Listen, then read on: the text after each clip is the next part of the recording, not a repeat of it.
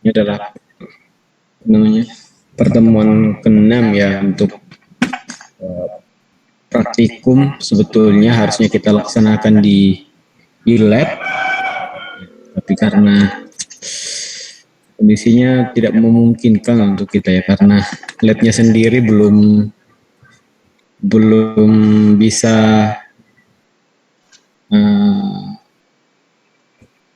apa namanya ya, belum memadai lah ya untuk dilaksanakan praktikum di situ.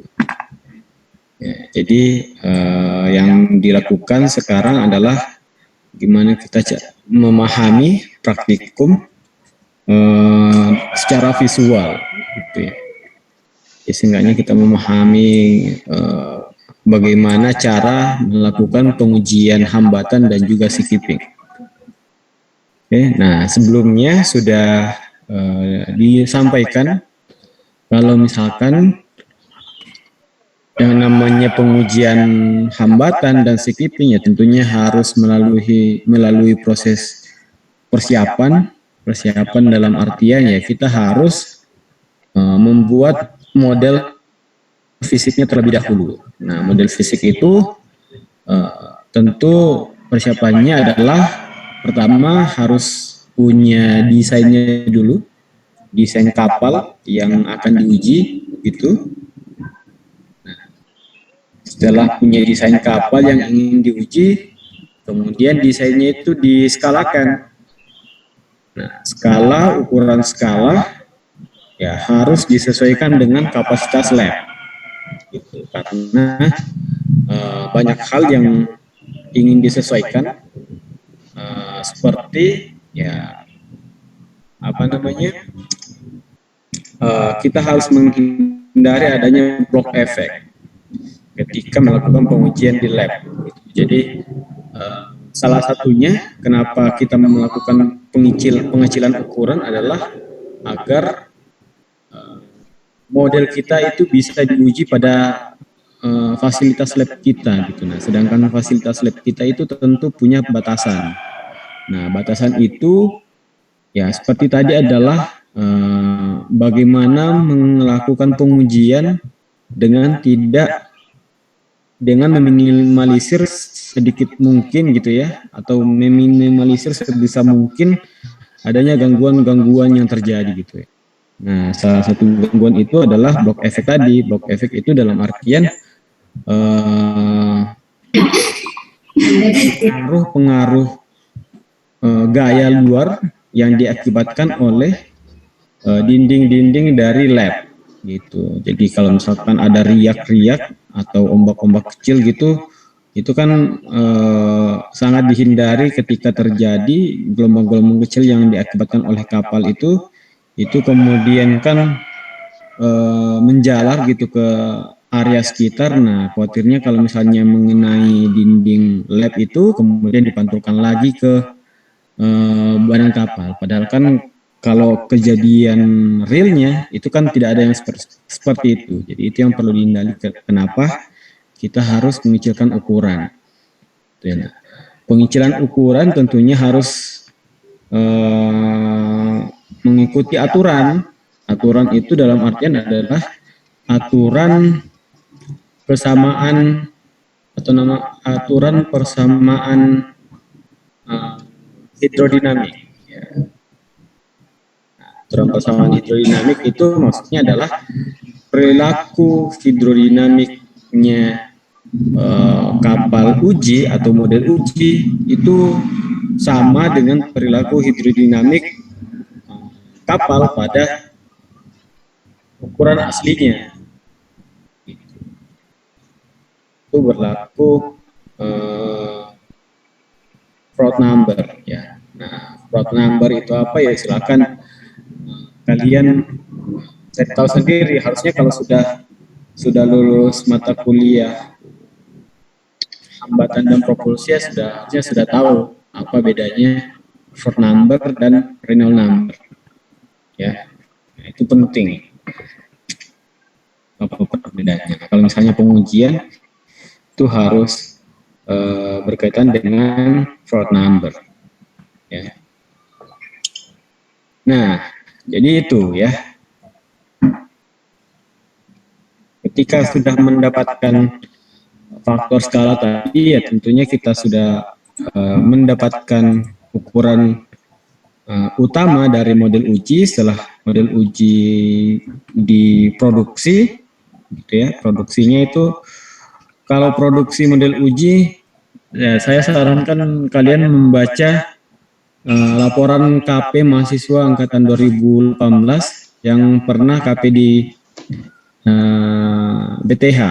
Nah itu bagus penjelasannya di situ tentang proses model uji, proses fabrikasi model uji ya di situ. Nah setelah fabrikasi, setelah modelnya siap, sudah di marking segala macam, nah tentu lanjut ke proses pengujian hambatan. Nah, proses pengujian hambatan sudah disampaikan kemarin, ya, kira-kira seperti ini ya. Kita melakukan pengujian hambatan di towing tank, ya. Nah, setiap pengujian itu kira-kira kita ambil 1 kali atau 2 kali pengujian untuk mendapatkan sampel ya pada satu variasi kecepatan. Misalkan seperti ini kan ditarik nih kapalnya menggunakan carriage ya, menggunakan carriage ditarik. Nah, carriage-nya itu ya tentunya di sini ada load test-nya. Load test-nya ini nanti akan ditransfer ke monitornya.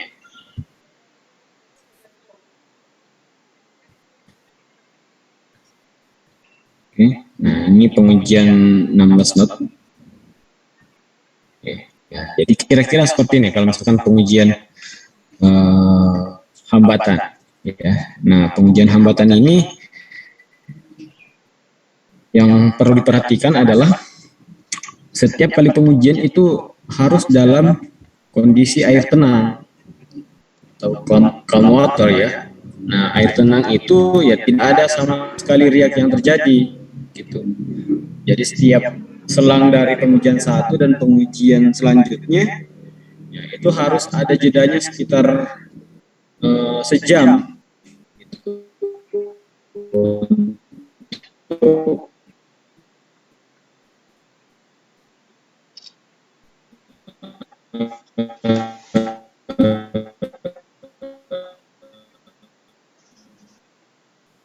Ya. Hambatan. Nah, selain dari pengujian resip, kemampuan dinamika kapalnya ya, atau hidrodinamiknya. Nah, kemampuan hidrodinamika kapal tentunya harus melalui pengujian sea keeping. Pada dasarnya sea keeping juga ada 2 tentunya. Jadi ada pengujian yang kapalnya itu diam, ya itu disebut sebagai station keeping. Jadi dia statis di situ, statis. Kemudian gelombangnya yang divariasikan gitu, di gelombangnya yang dibangkitkan kemudian untuk menghantam kapal itu. Nah itu station keeping. Ada juga yang pengujiannya itu adalah pengujian sea keeping, dinamika sea keeping. Ya, sea keeping itu kapalnya yang diberikan propulsi, ya. Kemudian kapalnya itu berjalan sendiri layaknya kapal pada keadaan sungguhan, gitu. Nah di sea keeping itu sama perilakunya, diberikan gelombang juga pada entah dari arah head sea, arah beam sea, arah following sea. Nah itu diberikan pada variasi ketinggian gelombang gitu ya. Nah itu bedanya. Nah yang saya ingin lihatkan selain ini adalah selanjutnya itu tentang pengujian station keeping.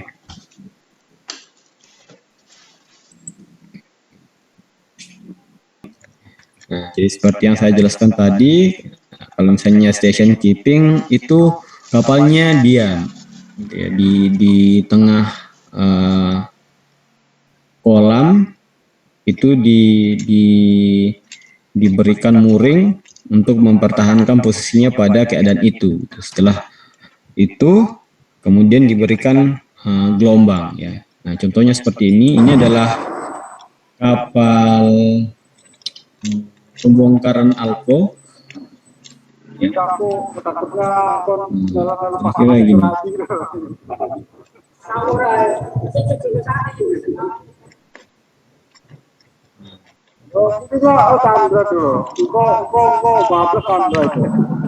Jadi suara-suara backsoundnya itu diabaikan saja ya.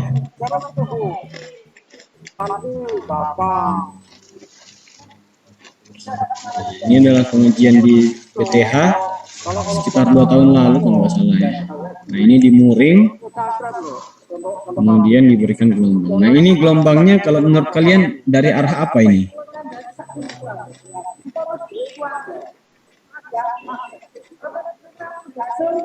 Kalian tahu gelombang ini dari arah apa?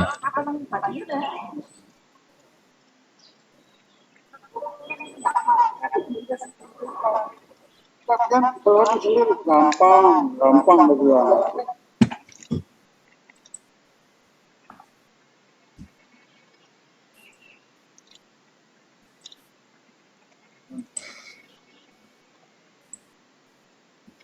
Nah, itu tadi gelombang arah apa? Enggak ada respon. Halo? Videonya nge-lag, Pak, di saya. Oh. Oke. Stop dulu ya.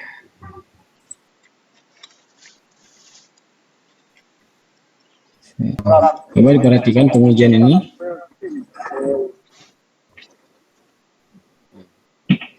Ini gelombangnya dari arah depan ya. Arah depan. Oke.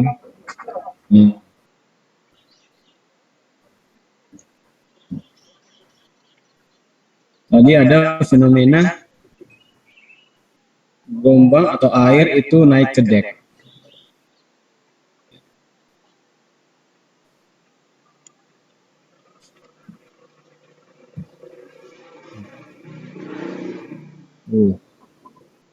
Ini sudah gelombang tinggi.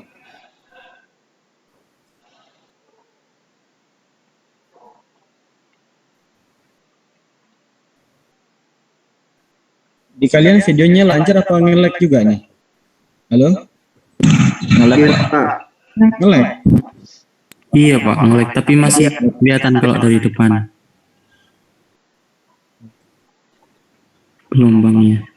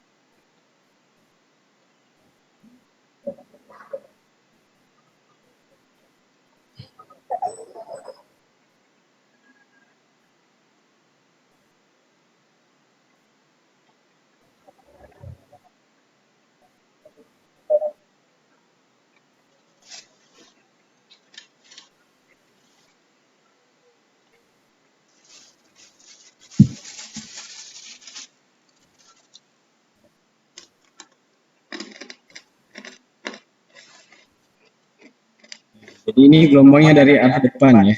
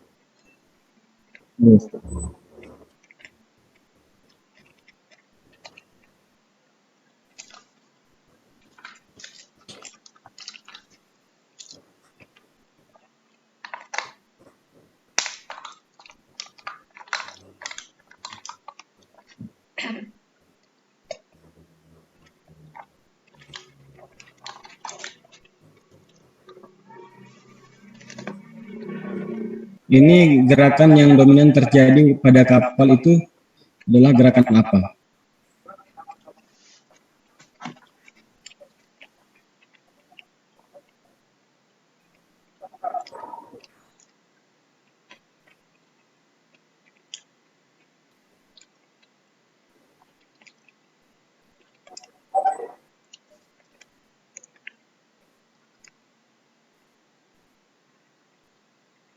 Ini gelombangnya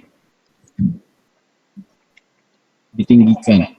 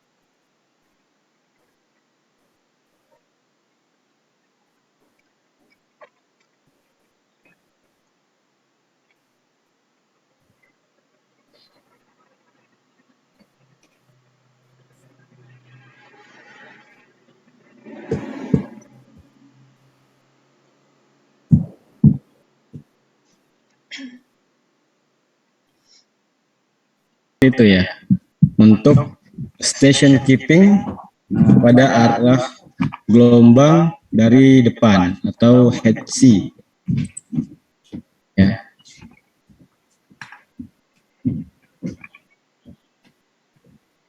Nah, kira-kira dari gambar tadi itu gerakan kapal apa yang paling dominan?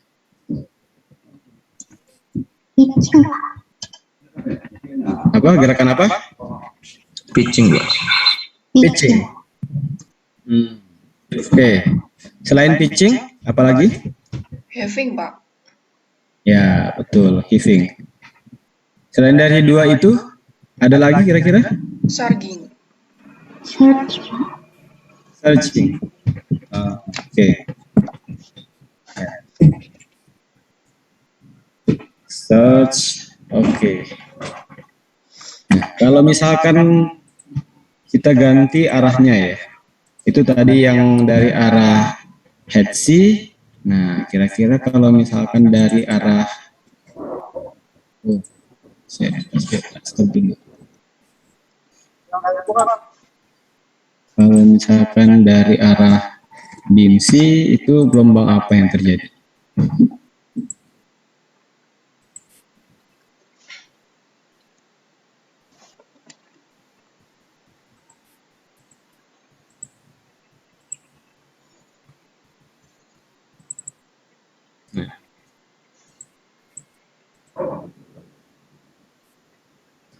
Mau diperhatikan. Itu kan yang kira-kira bisa ya yang repot sampai curah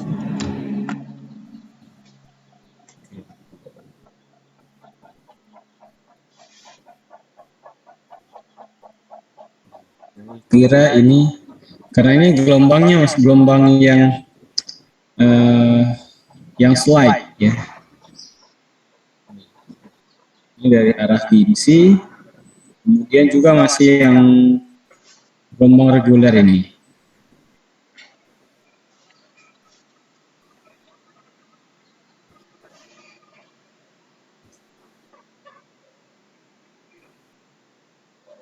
Enggak terlalu panas sih, kemarin panas aku ini.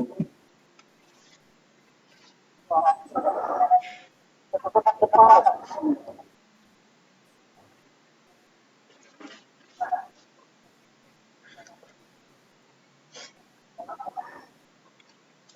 Gini loh, saya kan apa enggak kuat.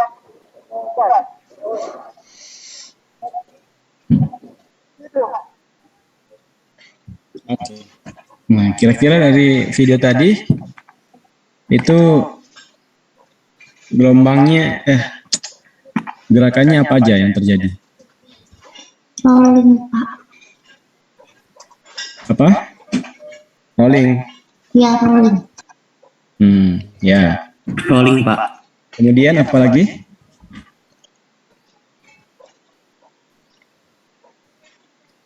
Halo? Sway. Sway. Ya, Pak. Yes. Itu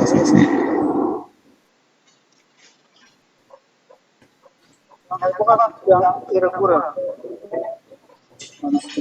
Oke, ini kan masih lihat videonya sekarang. Masih, Pak. Masih, Pak.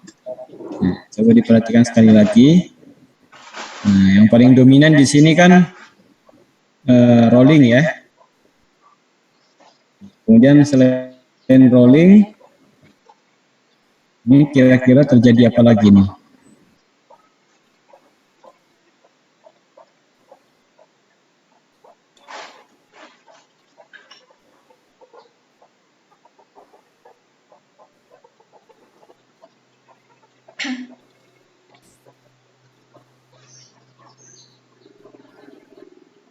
Kalau pitchingnya terjadi nggak ini?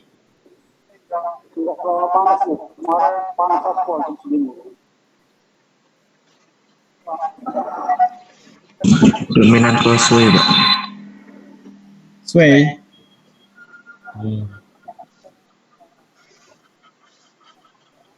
Baik, kalau gerakan translasinya itu sway. Sama, apalagi kira-kira?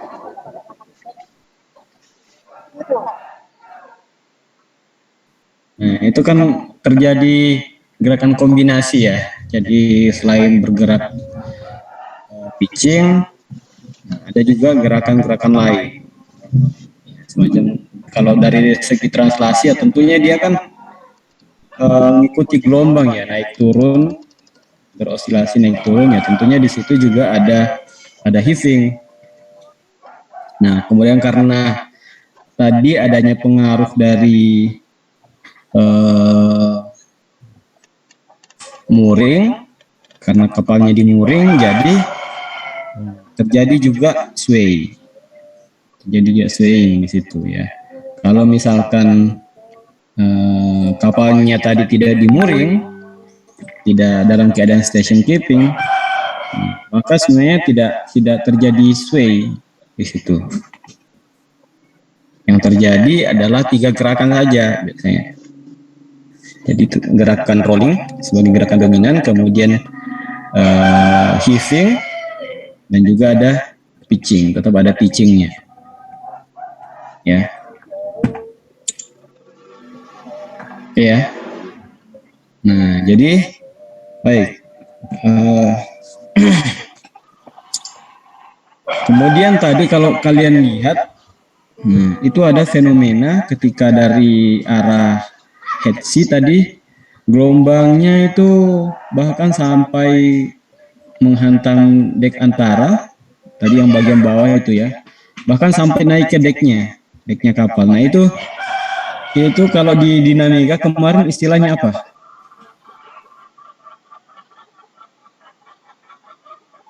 Apa namanya tuh? Oh, kalau saya mungkin ada video lain ini, coba tak carikan dulu ya.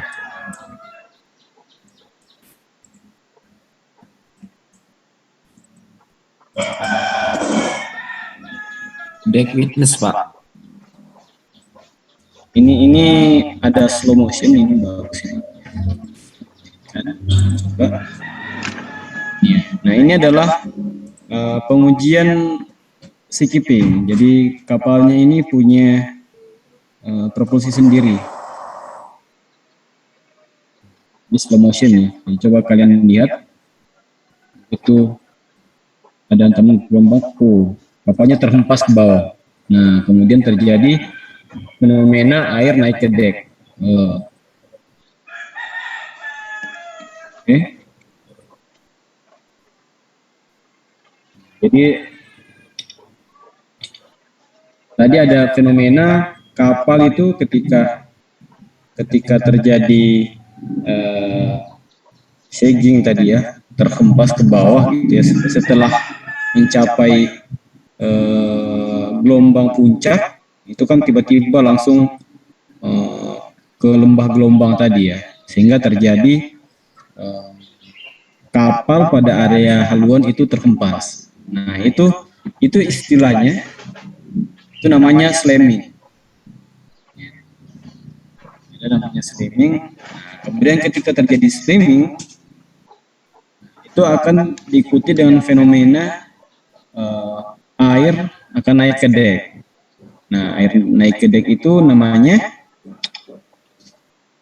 deck witness ya. Deck witness. Jadi di kapal di pengujian sea keeping ya salah satu tujuannya adalah untuk melihat fenomena itu. Nah, kalau dari analisa sea keeping kita harus bisa memprediksi. Kan yang seperti itu kan tidak selamanya terjadi. Nah, cuman kalau misalnya kita menganalisa tujuan dari sea keeping salah satunya adalah memberikan analisa peluang itu terjadi. Itu jadi ada rumusnya. Jadi silakan kalian mungkin baca paper banyak itu yang memberikan analisa peluang terjadinya slamming dan deck witness. Ya. Jadi itu kalau misalnya kita menganalisa tadi kejadiannya seperti itu disajikan dalam bentuk peluang berapa kali terjadi misalkan pada gelombang 2 meter misalkan gitu. Jadi per ketinggian gelombang itu kira-kira bisa mengalami berapa kali kejadian. Jadi itu dijabarkan dalam bentuk peluang. Oke, paham ya? Halo? Atau tidak ada yang memperhatikan?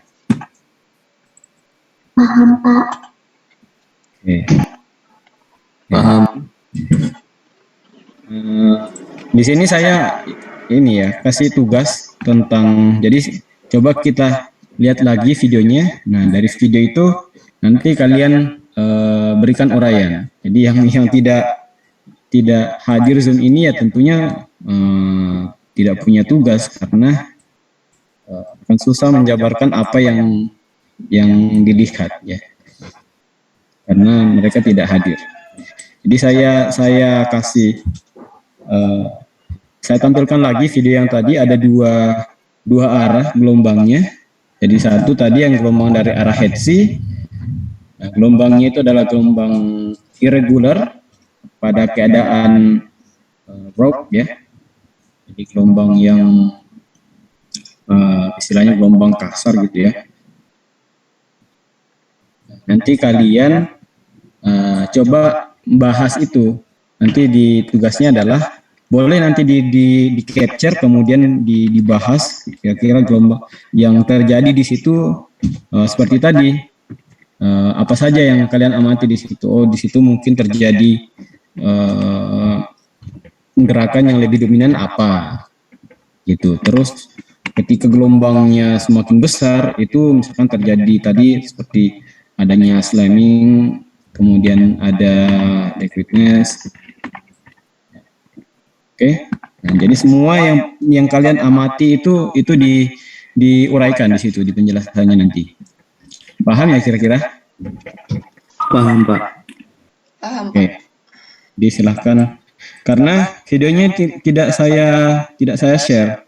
Jadi yang bisa ngelihat ya tentunya yang masuk ke Zoom ini aja sekarang. Ya. Oke, jadi saya lihatkan lagi. Jadi ada dua tadi ya, dari arah head C dan arah pin C. Coba bagiannya.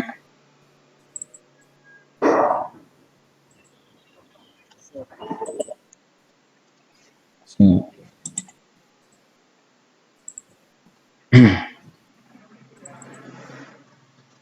Oke, nah silakan.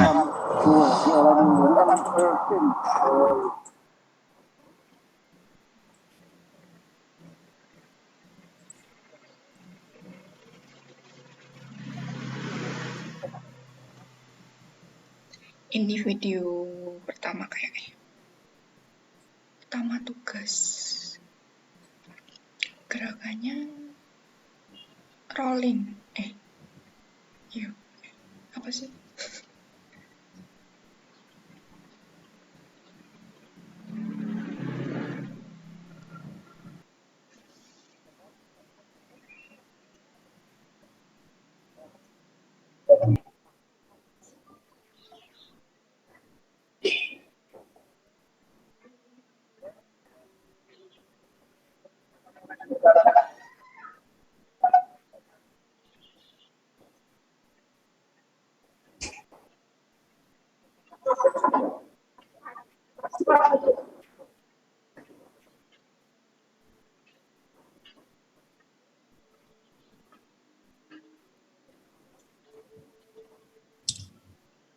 Ya, terus satu lagi.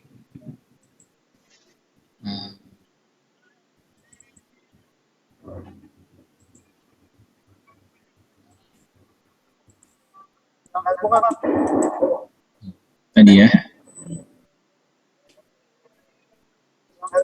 Yang irregular.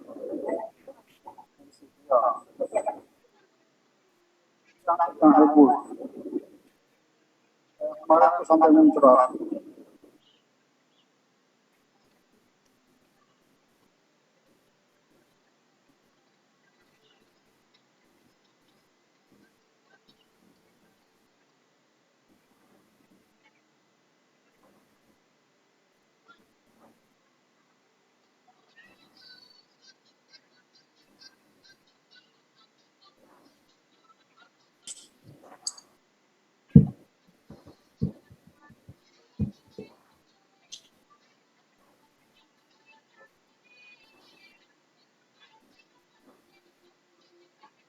Enggak terlalu panas tuh, kemarin panas sekali di sini. Panas.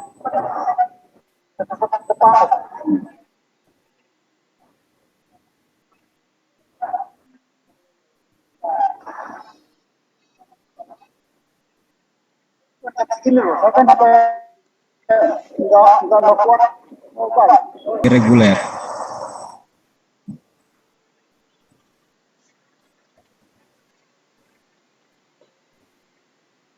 Ya.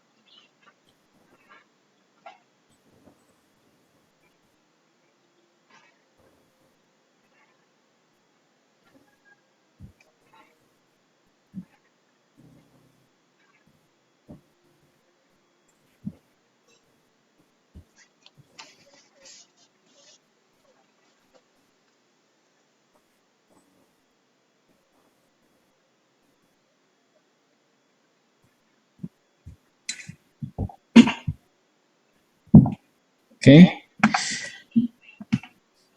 Ya, jadi itu dijadikan tugas ya. Jadi kalian apa saja yang kalian amati dari situ. Nah, jadi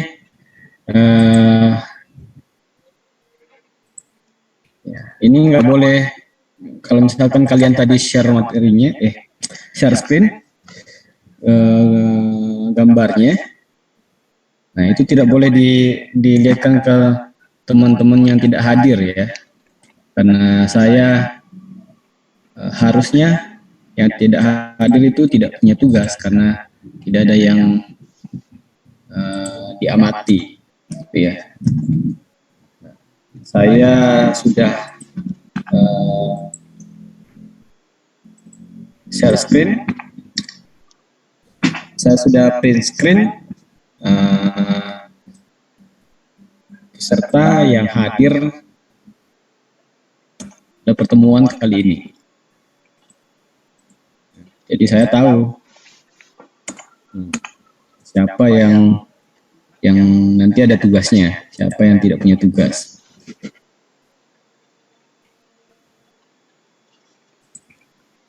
Oke, jadi seperti itu saja ya. Ada pertanyaan? Silakan.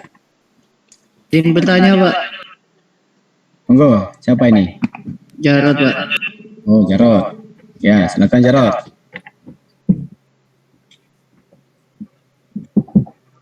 Itu tugasnya dikumpulkan dalam bentuk apa, Pak? Oh, nanti kalian buatkan uraiannya kan gitu ya, berdasarkan pengamatan kalian nanti. Nah, tentunya nanti dijadikan PDF, terus nanti disubmit ke MMP. Baik, Pak. Terima kasih, Pak. Ya. Jadi